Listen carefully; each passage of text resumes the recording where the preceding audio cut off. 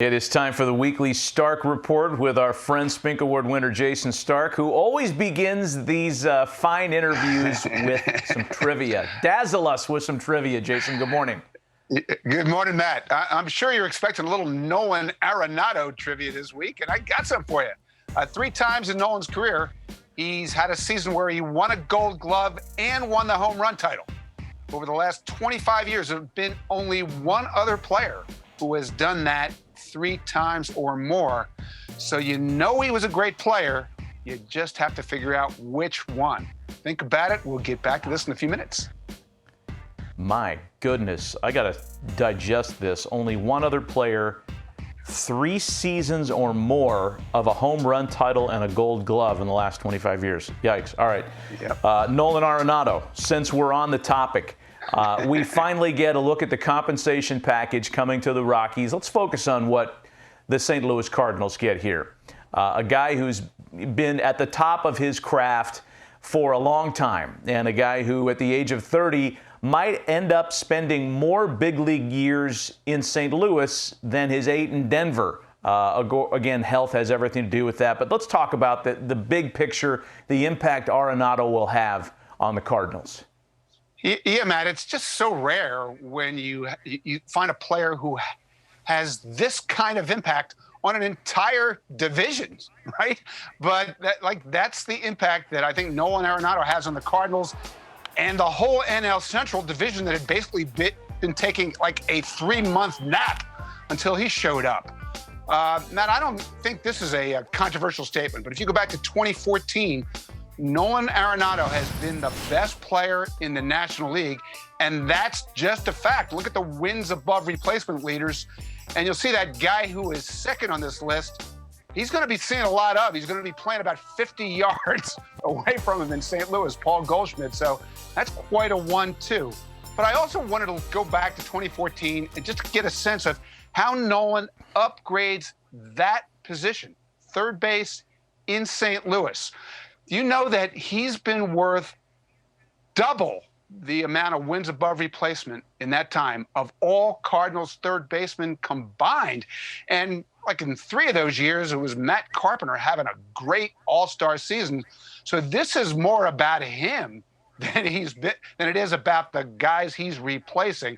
He's just a special player, assuming he's the Nolan Arenado that we saw up until 2019, not the guy from last year, but I don't know how you guys look at it. I think last year was just a situation where he was hurt all year. Hurt and just could never get on track. I think we're all willing to throw out 60 games when it comes to a guy with a track record of greatness like Nolan Arenado. Here's an unfair question for you, Jason. Given the huge impact Arenado's expected to have on the Cardinals, who has a bigger impact on their new team? Is it Arenado or is it George Springer in Toronto? Yeah, this is a fun debate. I've been going around with some people in baseball about this, and it's close. I think it's a toss-up. If you ask people around the game, I would probably go Arenado because of the division that the Cardinals play in. But I talked to an assistant GM of one team yesterday who said George Springer is the most significant free agent signing by any team all winter. And I agree. You look at the bat, the power, the defense, the presence on a young team. I think you could make a case that his impact on the Blue Jays could be really similar to Mookie Betts' impact on the Dodgers. And again, look at how he upgrades their position. This is wins above replacement, last 3 seasons at bottom line. George Springer's been worth 11 wins. All the Blue Jays center fielders combined have been worth 3. And then here's another way to look at it. George Springer in his career has had 3 5-win seasons. Over the last 25 years, all Blue Jays center fielders put together have had 2. I just think George Springer is a special player who changes everything about that team. And this contract and the way people have reacted to this contract tells me that around the sport, they do not look at this guy as a product of banging on any trash can lids. It's easy to kind of dream on the impact that Springer will have in Toronto, Arenado in St. Louis, because they're new relationships. When we talk about the Phillies, who bring back Didi Gregorius, who bring back JT Realmuto. We saw the impact they had on those teams, on that team rather, last year. But refresh us. What would the Phillies have been without had those guys signed elsewhere? Yeah, it's interesting that the Phillies were not a playoff team, and then they went out and spent $143 million in the last week, basically to just keep the band together. So I know a lot of people are saying, what were they thinking? Well, here's what. Remember, they had the worst bullpen, basically, of modern times. It lost 21 games last year that they led at some point or other. It was the most in baseball. And I think their thinking is, suppose we just had a normal bullpen, what would we have been? And I think you could argue they could have been one of the best teams in baseball. This is a little thing I worked up yesterday. Most games with a lead at any point in the game, the Dodgers 53, the Phillies had the second most games in the National League that they led at some point. And what was the difference between those two teams? The Dodgers had the best team in baseball, went on to win the World Series. The Phillies went on to miss the playoffs.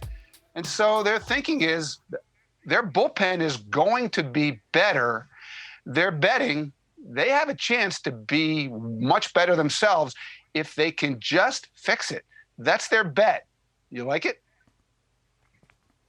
Yeah, I do like it, as a matter of fact. I mean, we all saw it play out, and you just need to look at the numbers. And as you mentioned, a historically bad bullpen, not just last year, but through the course of 162 in 2019. That was their big Achilles heel as well. All right, let's go back to your trivia question, because I think I've got this one. Look, I've only got one name that comes top of mind here. So I either give you an incorrect guess or I nail this. Nolan Arenado has had 3 different seasons in which he's won a home run title and a Gold Glove. Over the last 25 years, only one other player has won both in 3 seasons or more. The only reason this would be wrong is that I didn't get the 25 years buttoned in right, but Griffey is the only name I can give you here. Is that it? Griffey is correct. Good job. Got one. I finally got one. This is the first time I've ever gotten your trivia question. This is a big day for me. Is that right? Standing ovation for Matt Vasgersian, everybody. Thank you. No, Barry Bonds is a good guess, right? But you got it. Bonds would have been a guess, but his defensive days were probably farther back than 25 years. I'm so proud of myself. Jason Stark with us on a Tuesday. The Stark Report, always a lot of fun. Jason, appreciate it. Thanks. Thanks, Matt.